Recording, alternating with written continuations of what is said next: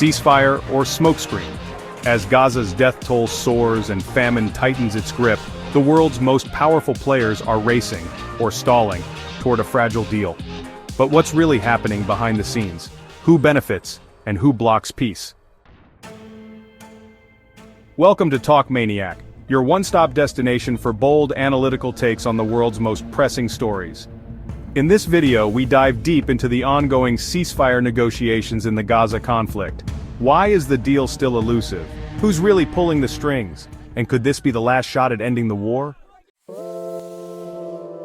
The war has now raged for over 19 months, since October 7, 2023, when Hamas launched its deadly cross-border attack into southern Israel, killing over 1,100 people and taking around 250 hostages. Israel's military responded with overwhelming force. Now, by May 2025, Gaza lies in ruins. More than 36,000 Palestinians have died, according to Gaza's health authorities, with thousands more buried in rubble. 80% of the population has been displaced. The UN calls it the world's worst humanitarian crisis in decades. Negotiations are mainly taking place in Cairo, Doha, and sometimes Paris. The main players, Israel, led by Prime Minister Benjamin Netanyahu, under intense domestic and international pressure. Hamas, the armed Palestinian group controlling Gaza, whose top officials are negotiating from exile in Qatar. The United States trying to broker a deal, but increasingly frustrated with Israel's hardline stance. Qatar and Egypt acting as intermediaries, though their leverage is fading. But as always, each player has its own agenda. Check. So what's on the table? Hamas wants a permanent ceasefire, full Israeli military withdrawal from Gaza, return of displaced Gazans to the north, massive humanitarian aid, and the release of thousands of Palestinian prisoners. Israel wants a temporary pause, not a permanent ceasefire, release of the remaining hostages, no commitment to withdraw or end the war, and Hamas leadership eliminated. The result? A deadlock.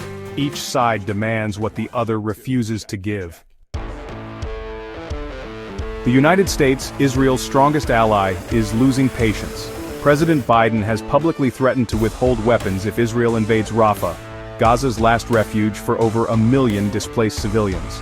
Meanwhile, the International Criminal Court is considering arrest warrants for Israeli and Hamas leaders, citing war crimes. Arab countries, especially Jordan and Egypt, fear spillover into their own borders. European nations are increasingly calling for sanctions on Israel. The latest flashpoint, Rafah. Israel launched a limited ground operation there in early May. But Rafah isn't just a city, it's Gaza's last standing civilian zone, home to over 1.4 million refugees. A full-scale invasion could trigger mass casualties, destroy Egypt's trust in Israel, and shatter any hope for a ceasefire. At stake isn't just Gaza, it's the entire Middle East stability. Hezbollah in Lebanon is already launching near-daily strikes. The Houthis in Yemen continue to disrupt Red Sea trade routes. Iran, emboldened by chaos, warns of escalation. And the longer the war drags on, the more likely a broader regional war becomes. Let's break down 3 possible paths from here. 1. A partial deal, hostage-prisoner swap, 6-week pause, aid allowed in, but fighting resumes soon after. 2. A full ceasefire agreement, unlikely, but possible if international pressure and domestic protests force both sides to compromise. 3. No deal, full invasion of Rafah. Israel pushes in. Thousands more die, global outrage spikes, US-Israel ties fracture. Which path are we headed for? At this point, it's a game of brinkmanship. Ceasefire talks are not just about guns and bomb, they're about power, image, and survival. For both governments and the millions caught in between. Will Gaza finally see a day without war? Or are we watching history repeat its bloodiest cycle once again? We'll keep tracking every move.